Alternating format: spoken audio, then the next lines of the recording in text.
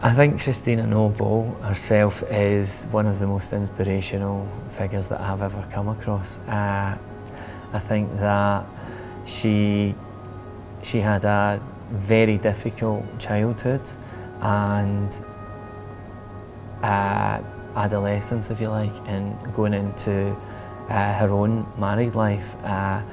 There was lots of abuse,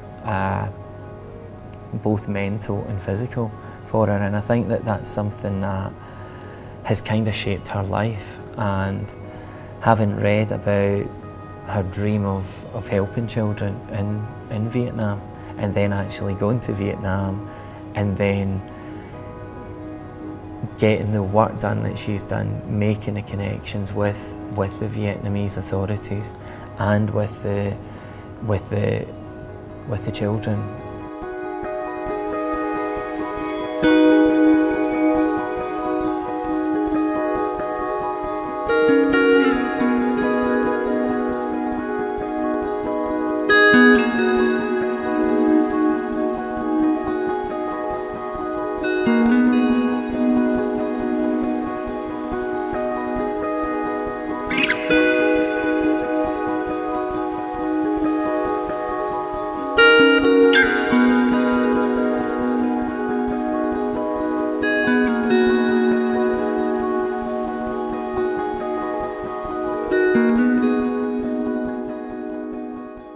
I would describe it as a foundation that helps people at a ground roots level.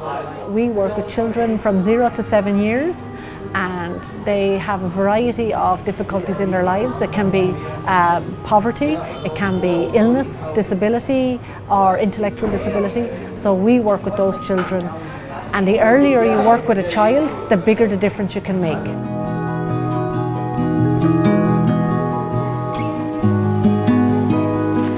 This year for Activity Week, I actually had the opportunity for the first time to go to visit Christina Noble Children's Foundation in Ho Chi Minh and in the outlying provinces, and it's an incredible experience for the students and the staff involved. Sometimes when you're here, you do feel very far away from the rest of the world, so it's nice when people come to visit. They bring their ideas, they bring their energy, they bring interactions with them, which is really lovely. It's also very good to know that people care about the work that's been done here and care about the children here. Primarily the reason for going, obviously, is to assist at the Christina Noble Children's Foundation. And the students do that over really 3 days. They spend a couple of days at the Sunshine School in Ho Chi Minh itself, assisting the students there in language skills, as well as playing games with them and taking them out on excursions. The other day, the students go to the Tan Nghia Residential Centre for the Visually Impaired, which is about 2 or 3 hours outside of Ho Chi Minh, and that's an amazing place to visit, because the students who are living at that centre, many of them have been affected by the chemicals that were dropped during the Vietnam War, and that have had a long-lasting effect, a negative effect on the health of the population. They really don't have like a person where they can come to and have a special time, when you have your parents at home usually. So what I think it's very important that we can some sort of become that role and assist them in every way, and give them some good memories, and learn them how to care and love other people. My favorite moment was when the kids started smiling towards you and they started communicating better, because it feels like you're a part of them now, and then they're accepting you.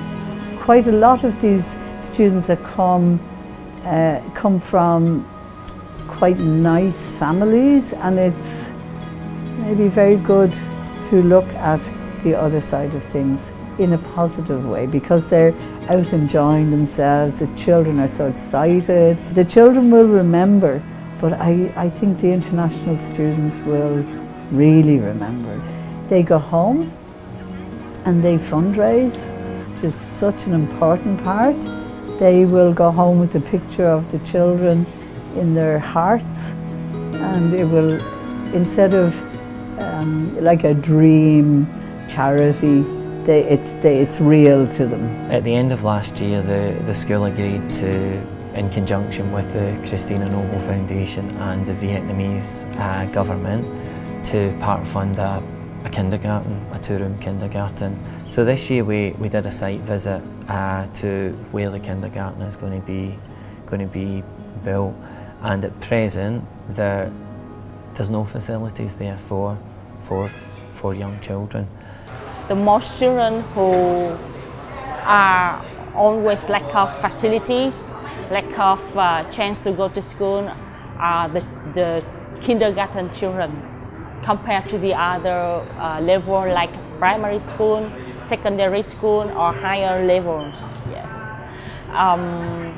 and also even though we try our best, but in Vietnam the gap between the rural area and the city areas is still remaining. So that's why the children in rural areas somehow they less chance to access to the school and also the equipments like classroom equipments, playground equipments compared to the city children. They're still trying to run a kindergarten program, but they don't really have, as I mentioned, the facilities. So they're doing it in like one room, which is part of a house that they might have 20 students in.